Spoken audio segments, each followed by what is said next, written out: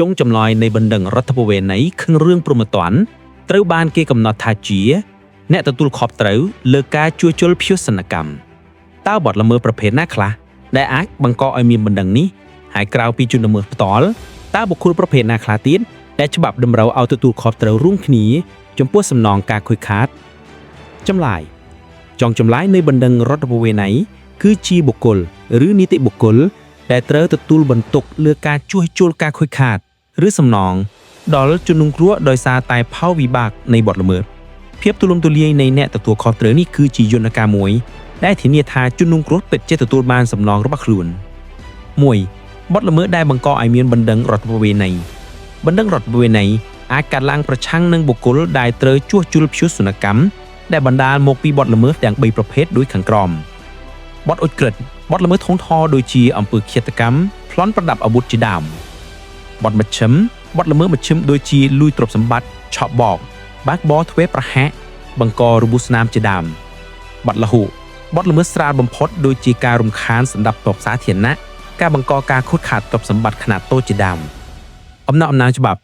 ក្រមនីតិវិធីព្រហ្មទណ្ឌនិងក្រមរដ្ឋប្រវេណីកម្ពុជាមិនបានកំណត់ថាបណ្ដឹងរដ្ឋប្រវេណីអាចទាមទារបានតែលើបទឧក្រិដ្ឋឬបទមជ្ឈិមនោះទេ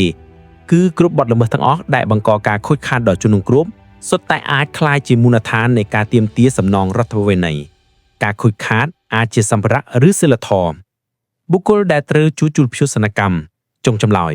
មិនត្រឹមតែជាអ្នកប្រព្រឹត្តបទល្មើសនោះទេតែថែមទាំងបុគ្គលផ្សេងទៀតដែលច្បាប់តម្រូវឲ្យទទួលខុសត្រូវរួមគ្នាចំពោះសំណងការខូចខាតនេះទទួលបានហៅថាការទទួលខុសត្រូវរដ្ឋប្រវេណីដោយសារអំពើអ្នកដទៃអ្នកប្រព្រឹត្តបទល្មើសផ្ទាល់ជនជាប់ចោទដែលត្រូវបានតុលាការរកឃើញថាមានពិរុទ្ធនិងជាអ្នកបង្កការខូចខាតអ្នកដែលច្បាប់តម្រូវឲ្យទទួលខុសត្រូវឧទាហរណ៍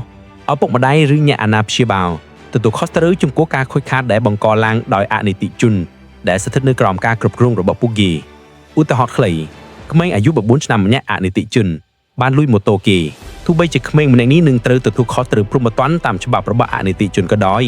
ក៏ឪពុកម្ដាយត្រូវទទួលខុសត្រូវរដ្ឋប្រវេណីចំពោះការសងថ្លៃខូចខាតម៉ូតូនោះវិញដែរ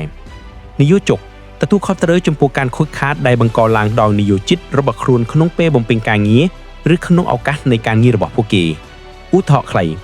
អ្នកដឹកជញ្ជូនទំនិញរបស់ក្រុមហ៊ុនមួយបានបើកបរដោយធ្វេសប្រហាក់បទមជ្ឈិមបណ្ដាលឲ្យបុគ្គលម្នាក់ទៀតជនរងគ្រោះអាចទាមទារសំណងរដ្ឋប្រវេណីពីទាំងអ្នកបើកបរនិងក្រុមហ៊ុនដែលជានិយោជិតរបស់អ្នកបើកបរនោះ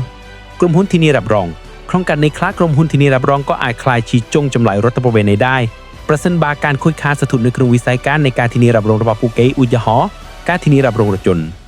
សរុបមកវិញភាពទូលំទូលាយនៃចុងចម្លើយរដ្ឋប្រវេណីដែលគ្រប់ទាំងដែរបទល្មើសគ្រប់ប្រភេទនិងពង្រឹងទៅដល់បុគ្គលដែលទទួលខុសត្រូវដោយអំពើអ្នកដទៃគឺជាយន្តការមួយដែលធានាថាជនរងគ្រោះមានលទ្ធភាពខ្ពស់នៅក្នុងការទទួលបានសំណងហើយមិនមែនជាទទួលខុសត្រូវតែមួយរបស់ជនល្មើសផ្ទាល់នោះទេនេះបង្ហាញពីគោលការណ៍នៃយុត្តិធម៌ជួសជុលដែលផ្ដោតទៅលើជនរងគ្រោះ